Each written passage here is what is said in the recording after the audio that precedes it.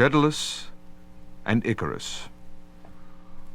Long ago on the island of Crete, King Minos ruled and his mighty navies ranged the seas.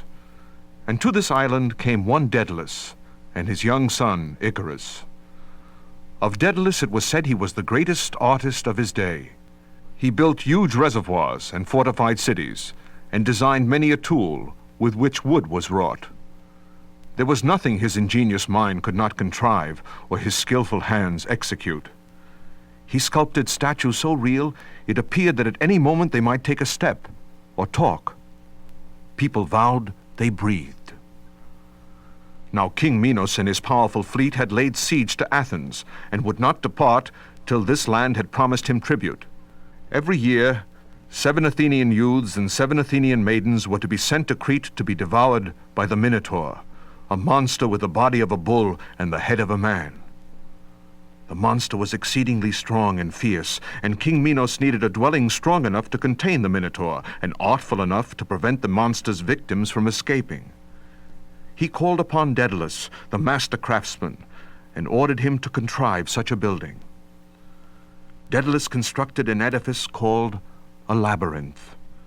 It was a maze with numberless winding passages and turnings opening one into the other. Corridors crisscrossed and went round and round. The building seemed to have no beginning and no end. Once inside the labyrinth, it was impossible to find the way out unassisted. And there the Minotaur roamed and was fed yearly with human victims. But Theseus, son of Aegeus, king of Athens, resolved to save his fellow Athenians and deliver them from the Minotaur. So at the time of sending off the tribute, 7 Athenian lads and 7 Athenian maidens, Theseus went along as one of the victims. When the youthful sacrifices arrived in Crete, they were exhibited before the populace, and Ariadne, daughter of King Minos, fell deeply in love with Theseus. She summoned Daedalus the builder and commanded him to show her a way out of the labyrinth. Then she armed Theseus with a sword. And so it came to be that Theseus slew the Minotaur and escaped by means of the clue Ariadne had gotten from Daedalus, a ball of thread, which Theseus fastened at one end to the inside of the door of the labyrinth and unwound as he went along, thereby easily retracing his steps. When King Minos learned the Athenians had found their way out of the labyrinth, he was convinced they could have done so only with the help of Daedalus.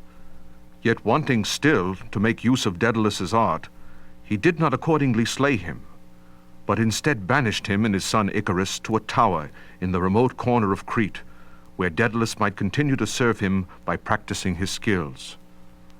But knowing the inventor's wit and cunning, King Minos bade his men keep strict watch on all the vessels leaving Crete, permitting none to sail away without being carefully searched. "Minos may control the land and the sea," said Daedalus to his son Icarus, "but not the regions of the air. I will try to escape that way." Then from the tower he studied the flight of birds and how their wings were constructed, for there were many birds in that wild portion of the island of Crete. He observed the herons slowly flap their great wings. He watched the eagles soar and swoop. He noted how the gulls rose in a flutter of wings from the rocky cliffs above the shore. And when he thought he had mastered the secrets of flight, he led his son to a nesting place at the foot of the stony crags, and together they gathered feathers of various sizes and shapes. Then in the chamber closest to the roof of the tower, Daedalus began to fabricate wings for himself and Icarus. He fastened the small feathers with wax, overlapping them with larger feathers and more wax, then still larger feathers, but the largest he fastened to the others, not with wax, but with thread.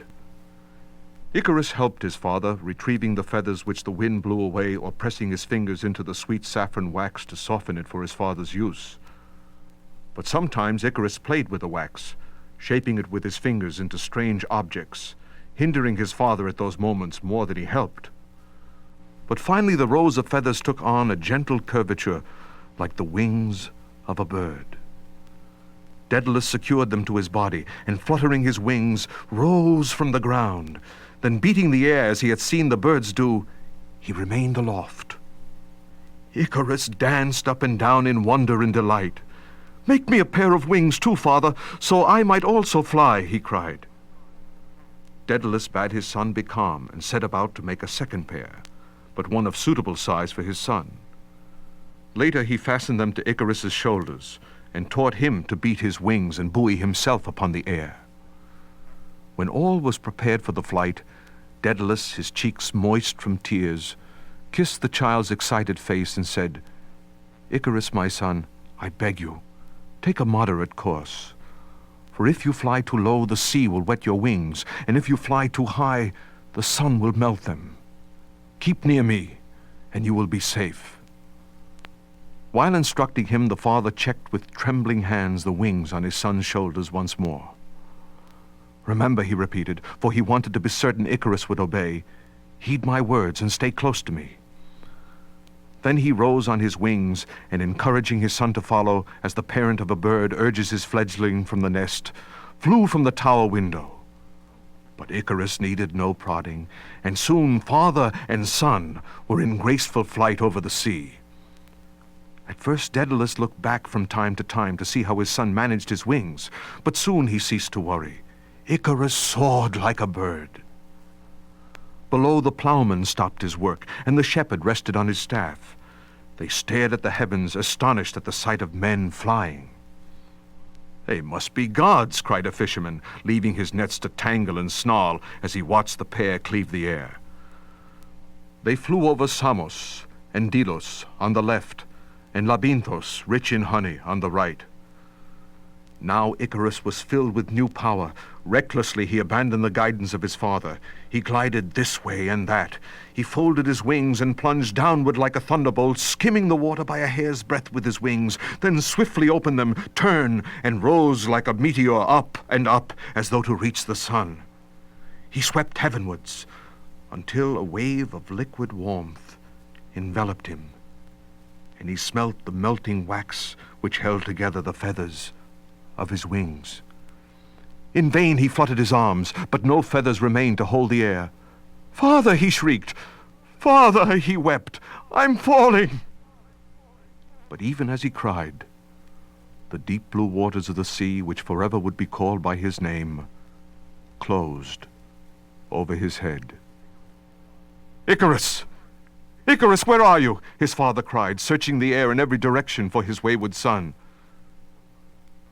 At last, Daedalus saw the tufts of feathers floating on the water, and understanding only too well what they signified, he folded his wings and floated to rest on the nearest island.